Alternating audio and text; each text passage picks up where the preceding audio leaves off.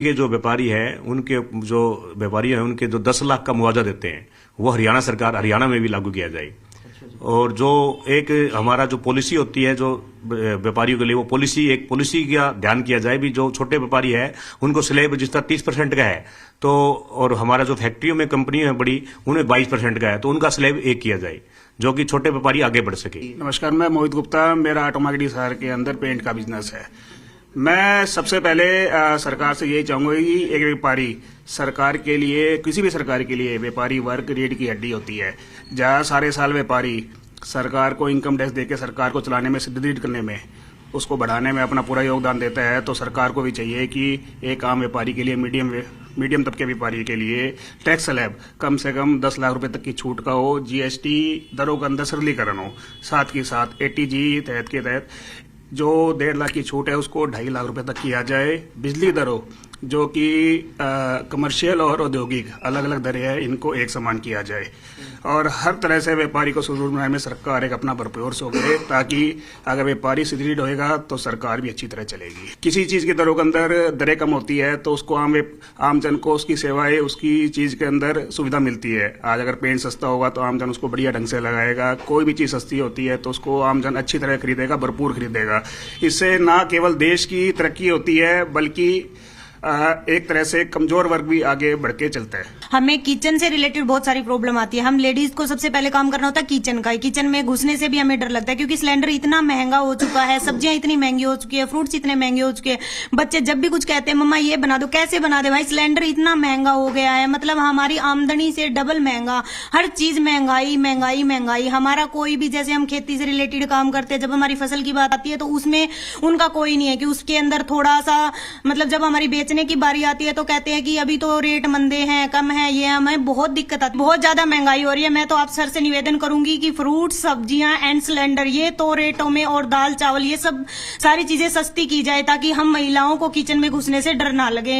मैं सत्यपाल अग्रवाल सजग एनजीओ चलाता हूँ। सजग का व्यापार प्रकोष्ठ भी मेरे जिम्मे है और सेकेंडली मैं प्रोफेशनल तौर पे आर्किटेक्ट और डिजाइनिंग का काम करता हूँ। मैं एक ही चीज चाहता हूँ कि भारत देश जो कभी सोने की चिड़िया कहलाता था, आज पूरे विश्व में खुशहाली के स्तर पर 135वें नंबर पे आता है। ये बड़ा ही हमारे लिए दुर्भाग्य की बात है, बड़े दुर्भाग्य की बात है। तो मैं चाहूँगा कि बजट, इस प्रकार का बजट रखा जाए कि हर व्यक्ति की खुशहाली का स्तर बढ़े और स्वास्थ्य मानसिकता के लिए अच्छा खासा एक बजट का प्रावधान किया जाए। और कुछ मैं चाहूँगा कि अभी तक की जो स्लैब है इनकम टैक्स की, उसको 5 लाख तक बिल्कुल कर मुक्त किया जाए। अभी तक कुछ कटौतियों के साथ 5 लाख कर मुक्त होता है, उनको बिना किसी कटौती के निःशुल्क किया जाए, कर मुक्त किया जाए। सेकंड, जीएसटी की तरह पूरे देश में एक राष्ट्र एक कर की नीति अपनाई जाए इनकम टैक्स के लिए भी। और तीसरा, शिक्षा और चिकित्सा, 2 चीज बिल्कुल निःशुल्क करने की व्यवस्था की जाए ताकि खुशहाली का स्तर हमारा बढ़ेगा। और सबसे बड़ी बात, जो व्यापारी एक रीढ़ की हड्डी बनकर देश निर्माण में सहयोग करते हैं, जब उनके ऊपर कोई विपदा आती है किसी समय और जो इनकम टैक्स अदा करते हैं, तो उनकी सुरक्षा की कोई गारंटी आज तक हमारे देश में नहीं है, जबकि अमेरिका में सामाजिक सुरक्षा की गारंटी पूरी तरह से दी गई है। तो मैं चाहूंगा कि सरकार इस बजट में हर व्यापारी को जो इनकम टैक्स पे करता है उसको सामाजिक सुरक्षा की गारंटी दे, ताकि लोगों में इनकम टैक्स देने का रुझान बढ़े और इससे राजस्व भी बढ़ेगा। इसमें एक ऐसा अलग से मंत्रालय बनाया जा सकता है जो, जिसको हैप्पीनेस मंत्रालय या हैप्पीनेस इंडेक्स हम बोल सकते हैं, जैसे कई देशों में है। दुबई जैसे देश में एक हैप्पीनेस मंत्रालय बनाया गया है जो केवल और केवल हमारी प्राचीन संस्कृति का आधार मान करके, क्योंकि जब हमारा देश कभी सोने की चिड़िया होता था तो केवल संस्कृति के आधार पर था, वो लेकर के और आधुनिक जो चीजें बनी हुई है उनका समन्वय स्थापित करके ऐसा एक क्रियान्वयन, एक ऐसी कार्यक्रम बनाए जिससे वो खुशहाली का रास्ता तय कर सके। मैं छोटे व्यापारियों के लिए बात करना चाहूँगा कि जैसे हम छोटे व्यापारी हैं, हम जो माल खरीदते हैं गवर्नमेंट को पूरा टैक्स देते हैं, उसके बावजूद जैसे दुकान पे चोरी होगी, कहीं डकैती होगी, कहीं हमें नुकसान हो गया, तो उसकी भरपाई के लिए, या हम बीमार पड़ गए, तो हमारे लिए कोई भी गवर्नमेंट की तरफ से कोई सुविधाएं नहीं है। हम ये चाहते हैं कि अगर कोई व्यापारी को कोई दिक्कत आए तो उसके लिए चाहिए वो पैसे अभी से भाई 100 रुपये 500 रुपये महीना जो भी गवर्नमेंट काटना चाहे एक प्रोविजन बना दे भी इतने पैसे कटेंगे, और कल को हमारे बाद या हमें कोई दिक्कत होती है 5, 10, 20 लाख 50 लाख रुपए जैसी हमारी कैपेसिटी है जिस व्यापारी की, उसके हिसाब से उस व्यापारी को ये रहे कि भाई कल को हमारे को कुछ हो गया तो बच्चे पीछे सेफ है। अब सरकारी महकमे उनको गवर्नमेंट से पैसे मिल जाते हैं, पीपीएफ मिल जाता है, और जो छोटे व्यापारी है जिस दिन उसको कोई दिक्कत होगी कोई वो नहीं। गवर्नमेंट को कोरोना में गवर्नमेंट ने लोन दे दिए, अब वो लोन दे तो दिए, पैसे तो हमें उतारने पड़ेंगे, पैसे कहाँ से आएंगे? क्योंकि जब व्यापारी ठप हो गया कोरोना में तो उसका पैसे कहाँ से उतारेंगे? अब वो ब्याज बढ़ जाता है, हमारा जो बैंक का वो CR है वो खराब हो जाती है, तो हमें लोन भी नहीं मिलता, तो हमें कई तरह की छोटे व्यापारियों को बहुत दिक्कत है। कैंपस से राजेंद्र कुमार के साथ रोहित कुमार, जी मीडिया हिसार।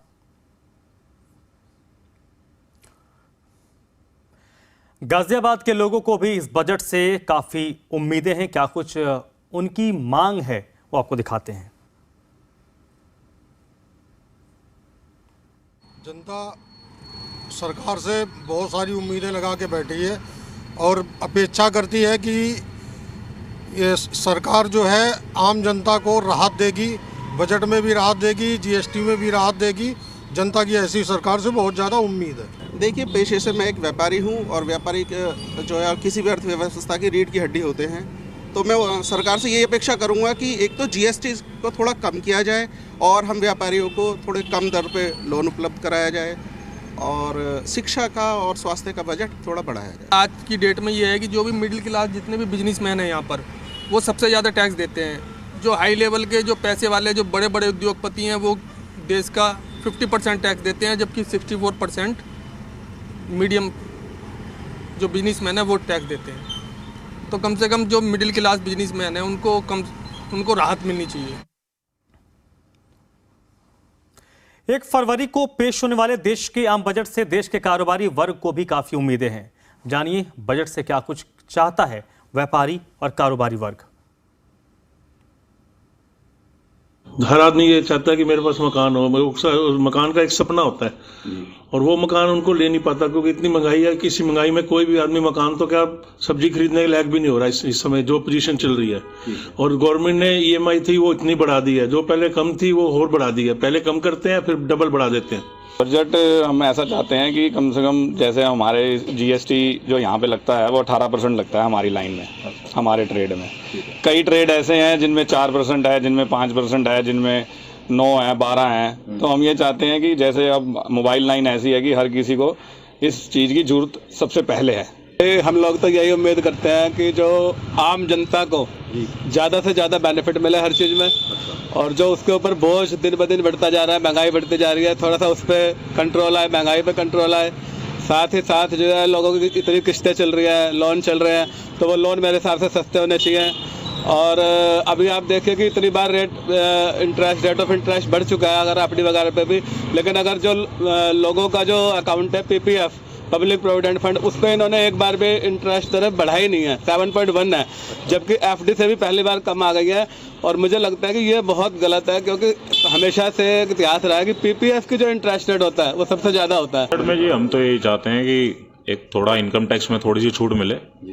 इनकम टैक्स जो स्लैब है उसको थोड़ा सा चेंज किया जाए ताकि आम जनता को राहत मिल सके उससे। पेट्रोल डीजल के रेट आप देख लो वो आसमान छू रहे हैं, उस पर अगर गवर्नमेंट सेंटर स्टेट चाहे तो टैक्स अगर कम करे तो आम जनता को ही राहत मिलेगी ना उसमें। इलेक्ट्रिक जो व्हीकल जो हमारे उसके जो रेट है वो सस्ते हो, क्योंकि आजकल देखा जा रहा है कि पेट्रोल और डीजल के रेट बड़े धीरे धीरे बढ़ते जा रहे हैं, तो जिससे प्रदूषण में भी राहत मिलेगी हमें। अगर लोग इलेक्ट्रिक व्हीकल पे ज़्यादा फोकस करेंगे तो प्रदूषण में हमें राहत मिलेगी और पोल्यूशन भी कम होगा।